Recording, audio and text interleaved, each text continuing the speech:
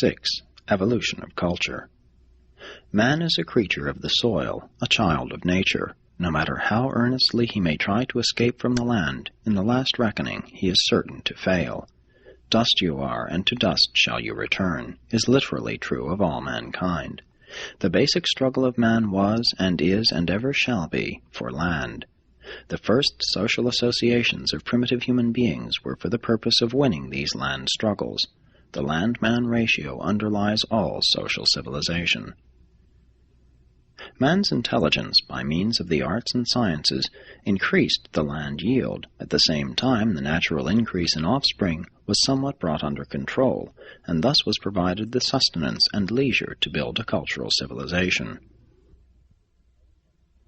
Human society is controlled by a law which decrees that the population must vary directly in accordance with the land arts and inversely with the given standard of living. Throughout these early ages, even more than at present, the law of supply and demand as concerned men and land determined the estimated value of both. During the times of plentiful land, unoccupied territory, the need for men was great, and therefore the value of human life was much enhanced. Hence, the loss of life was more horrifying. During periods of land scarcity and associated overpopulation, human life became comparatively cheapened, so that war, famine, and pestilence were regarded with less concern. When the land yield is reduced or the population is increased, the inevitable struggle is renewed. The very worst traits of human nature are brought to the surface. The improvement of the land yield, the extension of the mechanical arts, and the reduction of population all tend to foster the development of the better side of human nature. Frontier society develops the unskilled side of humanity. The fine arts and true scientific progress, together with spiritual culture, have all thrived best in the larger centers of life when supported by an agricultural and industrial population slightly under the land-man ratio. Cities always multiply the power of their inhabitants for either good or evil. The size of the family has always been influenced by the standards of living. The higher the standard, the smaller the family, up to the point of established status or gradual extinction. All down through the ages, the standards of living have determined the quality of a surviving population in contrast with mere quantity. Local class standards of living give origin to new social castes, new mores. When standards of living become too complicated or too highly luxurious, they speedily become suicidal. Caste is the direct result of the high social pressure of keen competition produced by dense populations. The early races often resorted to practices designed to restrict population. All primitive tribes killed deformed and sickly children. Girl babies were frequently killed before the times of wife purchase. Children were sometimes strangled at birth, but the favorite method was exposure. The father of twins usually insisted that one be killed, since multiple births were believed to be caused either by magic or by infidelity. As a rule, however, twins of the same sex were spared. While these taboos on twins were once well-nigh universal, they were never a part of the Andinite mores. These peoples always regarded twins as omens of good luck.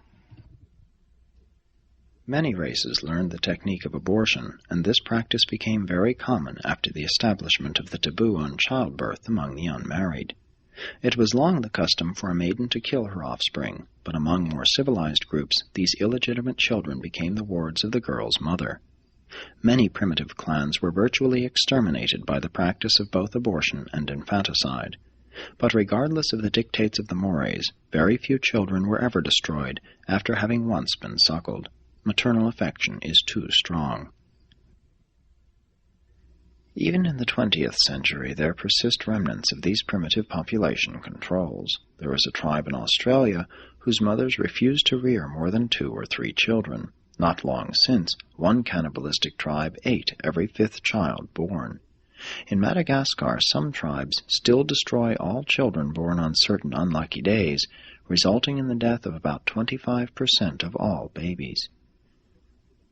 From a world standpoint, overpopulation has never been a serious problem in the past. But if war is lessened and science increasingly controls human diseases, it may become a serious problem in the near future. At such a time, the great test of the wisdom of world leadership will present itself. Will Urantia rulers have the insight and courage to foster the multiplication of the average or stabilized human being, instead of the extremes of the supernormal and the enormously increasing groups of the subnormal? The normal man should be fostered. He is the backbone of civilization and the source of the mutant geniuses of the race. The subnormal man should be kept under society's control. No more should be produced than are required to administer the lower levels of industry, those tasks requiring intelligence above the animal level, but making such low-grade demands as to prove veritable slavery and bondage for the higher types of mankind. Presented by a Melchizedek, sometime stationed on Urantia.